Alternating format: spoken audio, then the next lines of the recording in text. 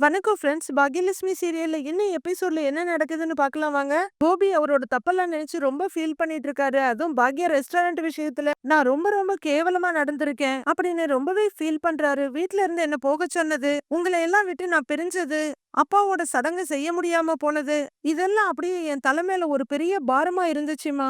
குழம்பிடுச்சுன்னு கோபி சொல்ல, கோபி அப்போ என்ன நடந்துச்சுன்னா அப்படின்னு ஈஸ்வரி ஆரம்பிக்க, அம்மா அம்மா ப்ளீஸ் எதுவும் சொல்லாதீங்க. எனக்கு தெரியுமா அப்பாவோட ஆசை, அந்த ஆசையை நீங்க நிறைவேத்துனீங்க. ஆனா என்ன பண்றது, நானும் மனுஷன் தானே, உங்க 2 பேருக்கும் நான் ஒரே பையன் தானே, எனக்கும் ஒரு ஆசை இருக்கும்ல, இந்த கோபிக்குன்னு ஒரு கனவு இருக்குல்லம்மா.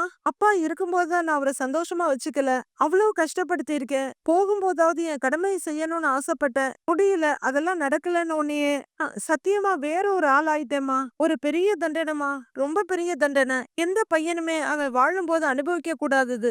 என்னால தாங்கவே முடியலம்மா, அவ்வளோ பெரிய தண்டனை அப்படின்னு கோபி சொல்ல ஈஸ்வரி தலையை குனிஞ்சிட்டு இருக்காங்க. எல்லாரும் அமைதியா இருக்காங்க. கோபியே சுதாரிச்சுக்கிறாரு. ஐயோ சாரி சாரி, எல்லாமே ஜாலியா பேசிட்டு இருந்தோம், ஆனா நான் ஏதேதோ பேசி உங்க மூடெல்லாம் கெடுத்துட்டேன், என்ன மன்னிச்சிடுடா, சாரிடா. சரி நீங்க பேசிட்டு இருங்க, நான் கொஞ்சம் ரெஸ்ட் எடுக்கிறேன் அப்படின்னு கோபி எந்திரிக்க. பாத்துங்கிறாங்க எல்லாருமே. சரி நான் ரெஸ்ட் எடுக்கிறேன் அப்படின்னு கோபி உள்ளர போக, பாவம் இவன் மனசுல எவ்வளவு விஷயத்த பத்தி யோசிச்சுட்டு இருந்திருக்கான். உங்க தாத்தா அவரோட ஆசையை சொல்லும்போது இப்படிலாம் சொல்லாதீங்க, இதெல்லாம் தப்புன்னு சொல்லியிருக்கணுமோ அப்படின்னு ஈஸ்வரி சொல்ல, விடுங்க பாட்டி, முடிஞ்சு போன விஷயத்த பத்தி பேசி எதுவுமே ஆக போறதில்ல, ஃப்ரீயா விடுங்க, கொஞ்சம் கொஞ்சமா சரியாயிடுவாரு அப்படிங்கிற செழியன் வாழ்க்கலாக்க பார்த்துட்டு, மணி 12 ஆயிடுச்சு, போய் படுங்க, போங்க பாட்டின்னு சொல்ல, சரி நீங்களும் போய் படுங்க, போங்க நீயும் போய் படு, போய் நீயா அப்படின்னு ஈஸ்வரி சொல்ல, சீக்கிரம் படுங்க பாட்டின்னு சொல்லிட்டு செழியனும் கிளம்புறாரு. காலையில பொழுது விடியுது. எழுந்து வர்ற கோபி நேரா சோஃபா கிட்ட வந்து டீப்பாயில பாக்குறாரு. பேப்பர் இல்லைன்னு வெளியே பார்க்க, வெளியே பேப்பர் கிடக்குது. பாக்யான்னு கூப்பிட வாய் எடுத்துரு, டக்குன்னு அப்படியே நிறுத்திக்கிட்டு அவரே பேப்பர் எடுக்கிறதுக்காக வெளியே வர்றாரு. சரியா பாக்யா வாசல் தெளிச்சுட்டு உள்ளர வர்றாங்க. 2 பேரும் நேருக்கு நேர் பாத்துக்கிறாங்க. அப்போ தூங்கி எழுந்து வெளியே வந்துடுற ஈஸ்வரியும் பாக்குறாங்க இத. கோபி பேப்பர் எடுக்கிறதுக்கு குனிய பாக்யா முன்னாடியே குனிஞ்சு டக்குன்னு எடுத்துடுறாங்க. எடுத்துட்டு வந்து நேரா ஹால் டீப்பாய் மேல வச்சிடுறாங்க. அத்தை காஃபி எடுத்துட்டு வரேன்னு சொல்லி அவங்க உள்ளர போக, கோபி பேப்பரை கையில எடுத்துக்கிறாரு. இந்தாங்க தென்னு, பாக்யா ஒரு கப்ப கொண்டு வந்து கொடுக்க, என்ன எனக்கு மட்டும் எடுத்துட்டு வந்திருக்க அப்படின்னு ஈஸ்வரி கேட்க, எல்லாருமே ஒருத்தர் பாத்துக்கிறாங்க. காஃபி கப்ப டீப்பாயில வச்சுட்டு கிளம்பிடுறாங்க பாக்யா. பாத்தியா அவள அப்படின்னு ஈஸ்வரி கேட்க, அம்மா இல்ல பரவாயில்லம்மா நீங்க குடிங்கிறாரு கோபி. இல்ல இரு, நான் உனக்கு போய் காஃபி போட்டு எடுத்துட்டு வரேன் அப்படின்னு ஈஸ்வரி சொல்ல, ஒண்ணும் வேண்டாமா, நீங்க எதுக்கு ஸ்ட்ரெயின் பண்ணிக்கிறீங்க, நீங்க காஃபியை குடிங்கிறாரு கோபி. ஏண்டா நான் போட்டா நீ குடிக்க மாட்டியா அப்படின்னு ஈஸ்வரி கேட்க, சந்தோஷமா குடிப்பேன் அப்படிங்கிறாரு கோபி. அப்புறம் என்ன, சரி நான் போய் காஃபி போட்டு எடுத்துட்டு வரேன் அப்படின்னு கிச்சனுக்கு வர்ற ஈஸ்வரி பாக்யா வெஜிடபிள் நறுக்கிட்டு இருக்கத பார்த்துட்டு, பாக்யா அவனுக்கும் ஒரு காஃபி போட்டு கொடுத்தா என்னவா உனக்கு அப்படின்னு கேட்க, உங்களுக்கு டிஃபனுக்கு இட்லி வேணுமா தோசை வேணுமா அப்படின்னு பாக்யா கேக்குறாங்க. அப்ப நான் கேட்டது உன் காதுல விழல அப்படின்னு ஈஸ்வரி சொல்ல, இப்பெல்லாம் எனக்கு தேவையான விஷயம் மட்டும்தான் காதுல விழுது அப்படின்னு பாக்யா சொல்றாங்க.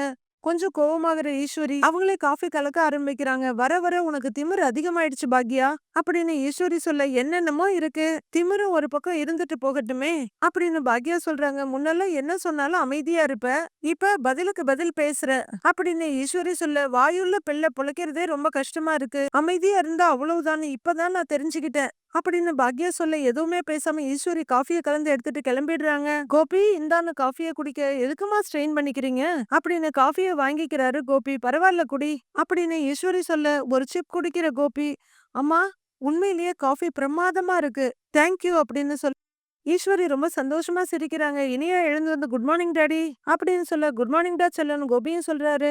இனியா பேப்பர் எடுத்து படிக்க ஆரம்பிக்க, ஏமா பேப்பர்லாம் படிப்பியா எப்போல இருந்து அப்படின்னு கேக்குறாரு கோபி. எப்போவாவது டாடி அப்படின்னு இனியா சொல்ல, குட் வெரி குட் அப்படின்னு கோபி பாராட்டிருக்க. இந்தா இனியா காஃபின்னு பாக்யா கொண்டு வந்து கொடுக்குறாங்க. கோபி பாக்யா முகத்தை பாக்குறாரு. உனக்கு அசைன்மெண்ட் எல்லாம் பெண்டிங் இருக்கே, எப்ப முடிக்க போற அப்படின்னு பாக்யா கேட்க, இன்னைக்கு முடிச்சிடுறேம்மா அப்படிங்கிறாங்க இனியா. நோட் புக் எல்லாம் வாங்கணும்னு சொன்னேன்ல, சாயந்தரம் போலாமான்னு பாக்யா கேட்க, போலாங்கிறாங்க இனியா. பாக்யா கிச்சனுக்கு கிளம்ப எதிர்த்தால வர செல்வி கிட்ட, செல்வி துணியெல்லாம் காய போட்டுட்டியான்னு கேக்குறாங்க. காய போட்டேன்க்கா, நாளைக்கு வளைகாப்பு ஆர்டர் இருக்குல்ல, கீதா காட்ட சொல்ல மறந்துட்டு நீயே சொல்லிடுறியா அப்படின்னு செல்வி கேட்க, நீ மறப்பேன்னு எனக்கு தெரியும், அதான் நான் எந்திரிச்ச உடனே போன் பண்ணி சொல்லிட்டேன், இன்னைக்கு என்ன பண்ணணும்னு மெனுவும் கொடுத்துட்டேன், சரி நாம போயிட்டு வந்துடலாமான்னு பாக்யா கேட்க, இருக்கா இதை வச்சுட்டு வந்துடுறேன்னு திரும்புறாங்க செல்வி. கோபியோட பார்வை பாக்யா பின்னாடியே போயிட்டு இருக்கு. வெளியே வந்து செருப்பு போடுற பாக்யா, செல்வி ரெஸ்டாரண்ட்டுக்கு போறதுக்கு முன்னாடி மளிகை கடைக்கு போகணும். அப்படிங்க. சரிக்கா போலாமா அப்படின்னு செல்வி கேக்குறாங்க. சரி வா போலான்றாங்க. இனியா, ஜெனிக்கு காப்பி ஃப்ளாஸ்க்ல போட்டு வச்சிருக்கேன். அவ வந்தா குடிக்க சொல்லு அப்படின்னு சொல்ல, சரிம்மா அப்படின்னு இனியா சொல்ல, அத்தை நான் வாக்கிங் போயிட்டு வரேங்கிறாங்க பாக்யா. சரி பாக்யான்னு ஈஸ்வரி சொல்ல, வான்னு சொல்லி செல்விய கூட்டிட்டு கிளம்பிடுறாங்க பாக்யா. கோபி மைல்டா ஒரு சிரிப்பு சிரிச்சிட்டு டக்குன்னு ஏதோ நினைச்சிட்ட மாதிரி, இனியா உனக்கு இன்னைக்கு காலேஜ் இருக்குல்லமாங்கிறாரு. ஆமா டாடி. அப்படிங்க. உனக்கு யாரு பிரேக்ஃபாஸ்ட் லஞ்ச் எல்லாம் பேக் பண்ணுவாங்க அப்படின்னு கோபி கேட்க, அம்மா தான் அப்படின்னு இனியா சொல்றாங்க. உன் மம்மி தான் இப்ப வாக்கிங் போயிருக்காளே எப்படின்னு கோபி கேட்க, இனியா சிரிக்கிறாங்க. டிஃபனுக்கு மத்தியானம் சாப்பாட்டுக்குன்னு தேவையான எல்லாத்தையும் அவ ரெடி பண்ணி வச்சிருப்பா. வாக்கிங் போயிட்டு வந்தவன சுவிட்ச் போட்டா மாதிரி எல்லா வேலையும் கடகடன்னு முடிச்சிடுவா. இனியாவுக்கு செடியனுக்கு சாப்பாடு கட்டி அனுப்புறது, எனக்கு மத்தியானம் சாப்பாடு ரெடி பண்றது, ஜெனிக்கு ஏதாவது ஆரோக்கியமா பண்ணி வைக்கிறதுன்னு எல்லாத்தையுமே 1/2 மணி நேரத்துக்குள்ள பண்ணிடுவா அப்படின்னு ஈஸ்வரி சொல்றாங்க. இத ஃபுல்லா பிரமிப்போட கேக்குற கோபி, அம்மா அப்ப பாக்யா எப்பதான் தூங்குவா? எத்தனை மணிக்கு எழுந்திருக்கிறா? இல்ல இதெல்லாம் பண்ணணும்னா அட்லீஸ்ட் 4 மணிக்காவது எழுந்தாதானே முடியும் அப்படின்னு கோபி கேட்க, இந்த வீட்ல இதுவரைக்கும் எனக்கு தெரியாத ஒரு விஷயம் என்னன்னு தெரியுமா? பாக்யா எப்ப எழுந்திருக்கிறாங்கிறது தான். நான் எவ்வளவு சீக்கிரம் எழுந்து பார்த்தாலும் பாக்யா அதுக்கு முன்னாடி எழுந்து ஏதாவது ஒரு வேலை பார்த்துக்கிட்டே இருப்பா. அவ எப்ப தூங்குறான்னு கூட எனக்கு தெரியாது அப்படின்னு ஈஸ்வரி சொல்ல, அம்மா தூங்குறாங்களா இல்லையாங்கிறதே எனக்கு டவுட் தான். நைட்டு சில டைம் எழுந்திருச்சு பார்த்தா மொபைல் டார்ச்ச வச்சு அக்கவுண்ட்ஸ் பாத்துக்கிட்டு இருப்பாங்க, இல்லனா வேற ஏதாச்சும் வேலை பாத்துக்கிட்டு இருப்பாங்க அப்படின்னு இனியா சொல்றாங்க. அவ அளவுக்கெல்லாம் யாராலையும் முடியாது கோபி. அவ ஒரு அதிசய பிறவிதான் அப்படின்னு ஈஸ்வரி சொல்ல முகமலர்ச்சியோட கேட்டுட்டு இருக்காரு கோபி. ஜெனி டம்ளர்ல எதையோ பார்த்து பார்த்து குடிச்சிட்டு இருக்காங்க. அங்க வர்ற ஈஸ்வரி என்ன பாத்துக்கிட்டு இருக்கேன்னு கேட்க, ஆன்ட்டி ஆரஞ்சு ஜூஸ் குடுத்தாங்க. ஆனா ஒரே கசப்பா இருக்கு அப்படின்னு ஜெனி சொல்றாங்க. சாப்பிடு, நீயும் பார்க்கறதுக்கு ரொம்ப மெலிவா தான் இருக்க. சரியா சாப்பிடுறியா இல்லையான்னு ஈஸ்வரி கேக்குறாங்க. நீங்க வேற பாட்டி, நான் எக்கச்சக்கமா சாப்பிடுறேன். எல்லா நேரமும் சாப்பிட்டுக்கிட்டு மட்டும்தான் இருக்கேன் அப்படின்னு ஜெனி சொல்ல, இப்ப நீ 2 உசுரு. நீ ஆரோக்கியமா இருந்தா தானே பொறக்க போற குழந்தையும் ஆரோக்கியமா இருக்கும். குடின்னு ஈஸ்வரி சொல்ல ஜெனி குடிக்க ஆரம்பிக்கிறாங்க. ராதிகா வர்றாங்க. அவங்கள பாக்குற ஈஸ்வரியோட முகத்துல பயங்கர கோவமும் அதிர்ச்சியும். ராதிகா படியேறி உள்ளர வர வேகமா எழுந்து எதிரால வந்து நிக்கிற ஈஸ்வரி, எங்க வந்த நில்லு அப்படின்னு கேட்க, கோபிய பார்க்க வந்தேன் அப்படின்னு ராதிகா சொல்ல, ஏன் கோபி நல்லா இருக்கிறது உனக்கு பிடிக்கலையா? அவன் நிம்மதியாவே இருக்க கூடாதுன்னு நினைக்கிறியா? நேத்து உன் ஆத்தாக்காரி, இன்னைக்கு நீ பக்கத்துல இருந்தா கிளம்பி கிளம்பி வந்துகிட்டே இருப்பீங்களா அப்படின்னு ஈஸ்வரி சத்தம் போட்டுட்டு இருக்காங்க. பாக்யாவும் அங்க வந்து நிக்கிறாங்க. நான் கோபிய பார்க்க கூடாதா அப்படின்னு ராதிகா கேட்க, நீ எதுக்கு அவனை பார்க்கணும் அப்படின்னு ஈஸ்வரி கேட்க, அத்தை அப்படிங்கிறாங்க பாக்யா. என்ன அத்தை? அத்தைக்கு என்ன வச்சிருக்க அப்படின்னு ஈஸ்வரி கேட்க, அவங்க பார்த்துட்டு போகட்டுமே அப்படின்னு பாக்யா சொல்றாங்க. இவ எதுக்கு கோபிய பார்க்கணும்? பார்க்க கூடாதுங்கிறாங்க ஈஸ்வரி. இவங்க பார்க்காம வேற யார் இவரை பார்ப்பாங்க அப்படின்னு பாக்யா சொல்ல, பாக்யா அப்படின்னு மிரட்டுற மாதிரி கூப்பிடுறாங்க ஈஸ்வரி. நீங்க போங்க, அவர் உள்ளதான் இருக்காரு, நீங்க போய் பாருங்க போங்கங்கிறாங்க பாக்யா. ராதிகா கோபியோட ரூம்குள்ள போக பின்னாடியே போறாங்க ஈஸ்வரி. குறுக்க வந்து நிக்கிற பாக்யா, அத்தை எங்க போறீங்க அப்படிங்க. அவ எப்படி கோபிய பார்க்கலாம் அப்படின்னு மறுபடியும் நடக்க ஈஸ்வரி முயற்சி பண்ண, குறுக்க கைய நீட்டி தடுக்கிற பாக்யா, அத்தை அவங்க அவங்க ஹஸ்பண்ட பாக்குறதுக்கு போறாங்க, நீங்க ஏன் தடுக்கணும்னு நினைக்கிறீங்க அப்படிங்கிற பாக்யா. ஈஸ்வரியோட கைய புடிச்சுக்க, என்னைய விடு அப்படிங்கிறாங்க. பாட்டி அவங்க பாத்துட்டு வரட்டும் பாட்டி அப்படின்னு ஜென்னி சொல்றாங்க. அம்மா சண்டை போடாதீங்கம்மா அப்படின்னு செல்வியும் சொல்றாங்க. இப்ப நீ என்ன விட போறியா இல்லையா அப்படின்னு ஈஸ்வரி கேட்க, இல்ல ராதிகா கிட்ட பிரச்சனை பண்ண மாட்டேன்னு சொல்லுங்க, நான் விடுறேன் அப்படின்னு பாக்யா சொல்ல, அவளை பத்தி உனக்கு தெரியாது, அவனை கூட்டிட்டு போயிருவாங்கறாங்க ஈஸ்வரி. அவங்க கூப்பிட்டா உங்க பையன் போயிடுவாரா? அப்படி போனா போகட்டுமே அப்படின்னு பாக்யா சொல்ல, உனக்கு அவ இங்க இருந்து போகணும் அதானே உன்னோட ஆசை அப்படின்னு ஈஸ்வரி கேட்க, அவங்க அவரோட ஒய்ஃப், அவங்க சம்மதம் இல்லாம கூட்டிட்டு வந்ததே தப்பு, இதுல பார்க்க கூடாதுன்னு வேற சொல்றீங்க அப்படின்னு பாக்யா சொல்ல, ஆமா பெரிய ஒய்ஃப், என்னை விட போறியா இல்லையா அப்படின்னு ஈஸ்வரி சொல்ல, இல்ல அத்தை, ராதிகா போற வரைக்கும் பேசாம இருக்கணும் சொல்லிட்டேன் அப்படின்னு பாக்யா உறுதியா சொல்றாங்க. பாட்டி இப்ப அவங்க பார்த்துட்டு வீட்டுக்கு போயிருவாங்க பாட்டி அப்படின்னு ஜெனியும் சொல்ல, வேற வழி இல்லாம பல்ல கடிச்சிட்டு நிக்கிறாங்க ஈஸ்வரி. ரூம்குள்ள வர ராதிகா கோபி தூங்கிட்டு இருக்கத பார்த்துட்டு அவரோட கையில எடுத்து வச்சுட்டு, கோபி கோபின்னு 2 3 தடவை கூப்பிட்டு பார்த்துட்டு அவர் அசந்து தூங்கவும் மறுபடியும் கையை மெதுவா பெட்லயே வச்சு விட்டுறாங்க. எழுந்து பேசாம அவங்க வெளியே வர கதவை திறந்து ஈஸ்வரி பாக்குறாங்க. பையன் தூங்கிட்டு இருக்கத பார்த்து திருப்தியா இருக்கு அவங்களுக்கு. நீங்க பாத்துட்டீங்களான்னு பாக்யா ராதிகா கிட்ட கேட்க, பார்த்தேன் தூங்கிட்டு இருக்காரு அப்படிங்கிறாங்க ராதிகா. இதோ பாரு, கோபிக்கு சரியாகிற வரைக்கும் நீங்க வராத, என்ன முறைக்கிற அப்படின்னு ஈஸ்வரி கேக்குறாங்க. இங்க இருக்கிறது உங்க ஹஸ்பண்ட், அவரை பாக்குறதுக்கு நீங்க எப்ப வேணாலும் இங்க வரலாம், உங்களை வரக்கூடாதுன்னு சொல்றதுக்கு இங்க யாருக்குமே உரிமை இல்ல. பையன் மேல இருக்கிற அக்கறையில அத்தை இப்படி எல்லாம் பேசிட்டு இருக்காங்க, நீங்க அதெல்லாம் பெருசா எடுத்துக்காதீங்கன்னு பாக்யா சொல்லிட்டு இருக்காங்க. பாக்யான்னு அடிக்குரல்ல சீர்றாங்க ஈஸ்வரி. பதிலுக்கு பாக்யாவும் அத்தன்னு கத்த, எல்லாரையும் ஒரு பார்வை பார்த்துட்டு கிடுகிடுன்னு கிளம்பிடுறாங்க ராதிகா. ராதிகா போனது நான் என்ன சொல்றேன், நீ என்ன சொல்லிட்டு இருக்க அப்படின்னு ஈஸ்வரி கேட்க, திரும்ப திரும்ப அவங்கள வருத்தப்பட வைக்காதீங்க அத்த அப்படின்னு பாக்யா சொல்றாங்க. இப்பெல்லாம் நீ ரொம்ப எதிர்த்து பேசிட்டு இருக்கிற பாக்யா அப்படின்னு ஈஸ்வரி சொல்ல, போன வாரம் வரைக்கும் உங்க பையன் கிட்ட சண்டைக்கு நின்னீங்க, இப்ப உங்க பையனுக்காக ராதிகா கிட்ட சண்டைக்கு நிக்கிறீங்க. நீங்க எதிரிகளை தான் மாத்திக்கிட்டே இருக்கீங்களே தவிர சண்டை போடுறதை நிறுத்தவே இல்ல அப்படின்னு பாக்யா சொல்ல, எனக்கு எல்லாம் தெரியுங்கிற மாதிரி நீ ஒண்ணு பேசிக்கிட்டு இருக்காத அப்படிங்கிறாங்க ஈஸ்வரி. நான் ஒண்ணும் அப்படிலாம் பேசல, ஆனா நீங்க பண்றது ரொம்பவே தப்பு, இனிமே இப்படி எல்லாம் பண்ணாதீங்கன்னு சொல்லிட்டு பாக்யா உள்ளர போயிடுறாங்க. செல்வியும் பாக்யா பின்னாடியே கிச்சனுக்குள்ள போக, போறா பாரு பின்னாடியே அப்படின்னு செல்விய பார்த்து சொல்ல, அம்மா என்னைக்கு வாய் பேசுறவ, இன்னைக்கு வாயை மூடிட்டு தானேமா இருந்தேன், அப்புறம் ஏமா என்னைய வைக்கிறீங்க அப்படிங்கிற செல்வி கிச்சனுக்குள்ள போயிடுறாங்க. ஜெனி நீயே சொல்லு, பாக்யா பண்றது சரியா அப்படின்னு ஈஸ்வரி கேட்க, ஜெனி அமைதியா இருக்காங்க. அது சரி, நீ எப்பவுமே உன் ஆன்டி பக்கம் தானே, என் நியாயம் யாருக்குமே புரிய மாட்டேங்குது அப்படின்னு ரூம்குள்ள போயிடுறாங்க ஈஸ்வரி.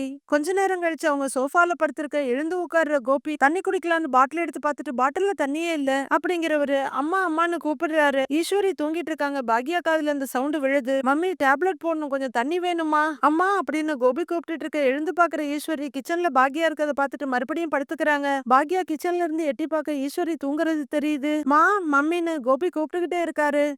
பாக்யா தண்ணி எடுத்துட்டு வர்றத பார்த்துட்டு பேசாம கண்ண மூடி தூங்குற மாதிரி படுத்துக்கிறாங்க. கோபி தண்ணி நாமளே புடிச்சுக்கலான்னு எந்திரிக்கிறாரு. கதவை திறந்துட்டு பாக்யா உள்ளர வர்றாங்க. நான் அம்மாவை தான் கூப்பிட்டேன், நீயே எடுத்துட்டு வந்துட்டியா குடுன்னு கைய நீட்ட அவங்க பக்கத்துல டேபிள்ல வச்சிடுறாங்க. பாக்யா திரும்ப, சாரி பாக்யா ஒரு நிமிஷம் உங்ககிட்ட பேசணும் அப்படின்னு கோபி சொல்ல, பாக்யா நிக்கிறாங்க. ஈஸ்வரி எழுந்து உட்காந்து என்ன பேச போறாங்கன்னு கேக்குறாங்க. பேசுனதுக்கு அப்புறம் போய் ஒரு நிமிஷம் ப்ளீஸ்.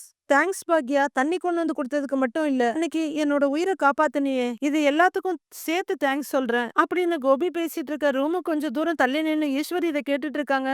அப்ப கடகடன்னு வர்ற செல்வி ஈஸ்வரிய பார்த்துட்டு அப்படியே நின்னுறாங்க. தொண்டை செருமிக்கிட்டு என்னமான்னு செல்வி கேட்க, அடடா என்ன ஒரு தூசுன்னு உடனே ஒரு துணி எடுத்து பக்கத்துல தட்ட ஆரம்பிக்கிறாங்க. சத்தியமா சொல்றேன், நான் உனக்கு செஞ்ச துரோகத்துக்கும் நான் எவ்வளவோ தப்பு பண்ணிருக்கேன். நான் உனக்கு போன் பண்ணப்போ நீ வருவேன்னு எனக்கு துளி கூட நம்பிக்கை இல்ல, நீயே வரணும், நீ ஓடி வந்து என்ன காப்பாத்துன பாரு.